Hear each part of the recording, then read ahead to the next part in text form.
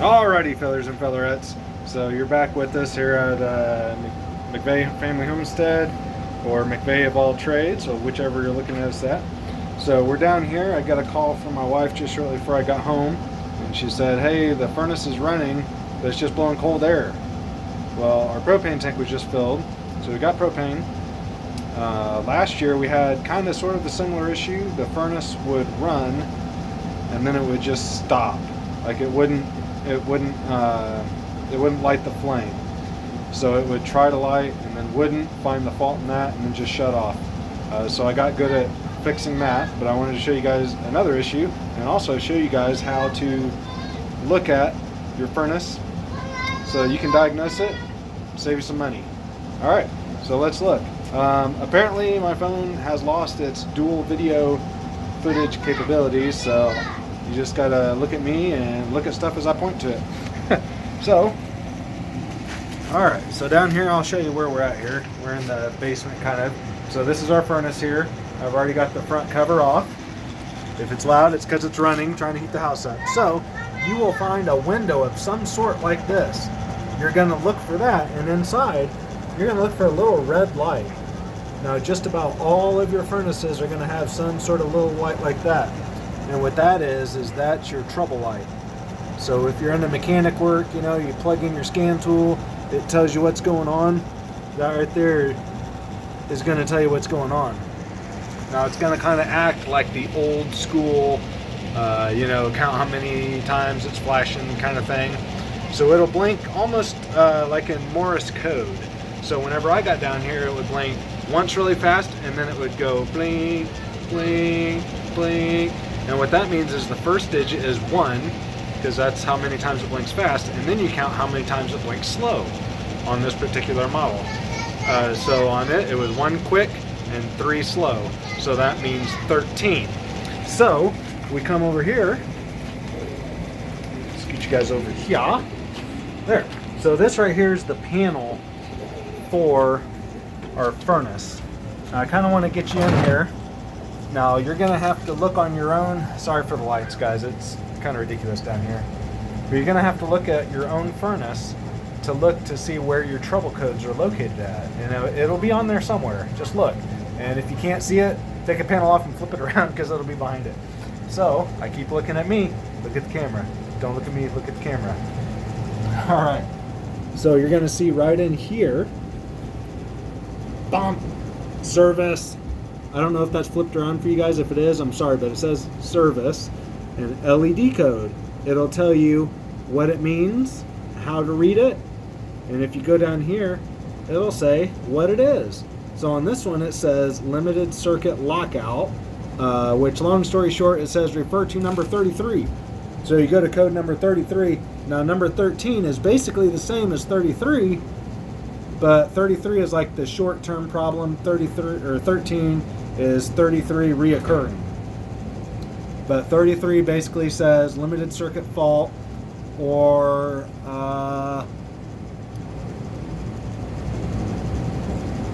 says a flame rollout manual reset. So also on all these you will find a wiring diagram. So you're going to look at these. Now I just went straight to, I know this is probably blurry and you guys can't see. I apologize, I'll just point. So I found what says flame rollout manual reset. And down here, if it's something that you can kind of do by yourself, it'll tell you what you can do to fix that code. So over here, well, I should say down there, it said you have to manually reset your flame rollout switch. So up here we look, we find the flame rollout switch manual reset, and it's labeled as FPS. All right, so now you got to look at all this big diagram, find the FPS, which is right here. FPS. My finger's probably covering it. FPS. right. I don't know if this is flipped for you guys or not. FPS, okay?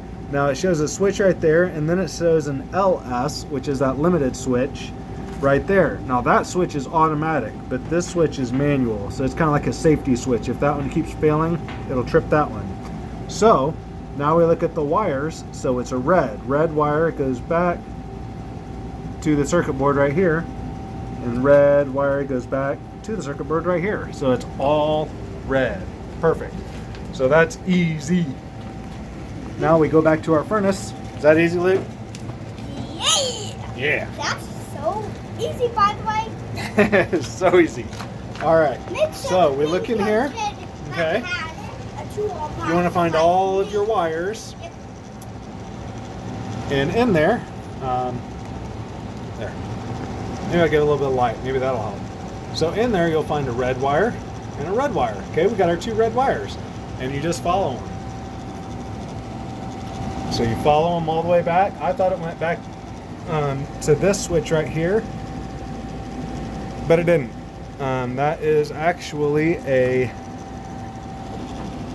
different switch. That might actually be the automatic switch.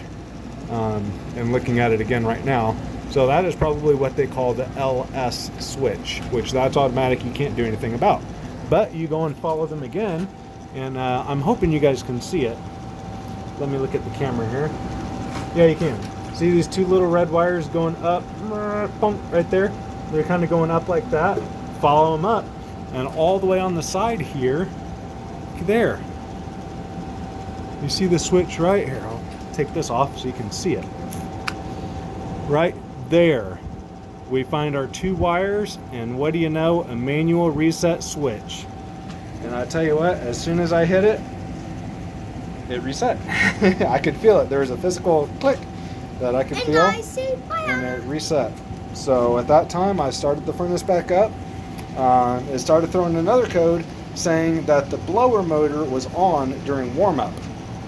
Now that was just kind of a side effect of the problem. So I just let it run its course.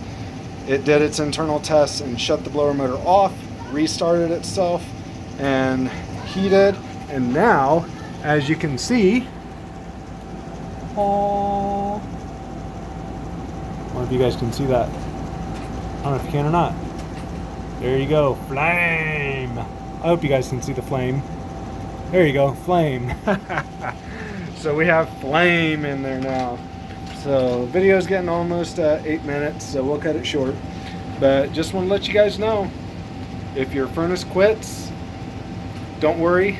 Don't think they're going to have to spend $500 to call somebody to come fix it for you. Go and look at it. Find that trouble light, that little red flashing light. You'll find it. Find it. Look on the back of your panel. So the main panel here that you take off, look on the back of that, or look on the face of your furnace. It's going to tell you where those trouble codes are. Look at that trouble code, try to diagnose it yourself, and try to save you a little bit of money. So far, the only thing I've had to do to this furnace, I know it's dirty, I know it needs to get professionally cleaned, because I can't get in all the little nooks and crannies myself. But so far, all I've had to do is clean a part last year and reset a part this year. That's it. So I probably saved a couple $100 already.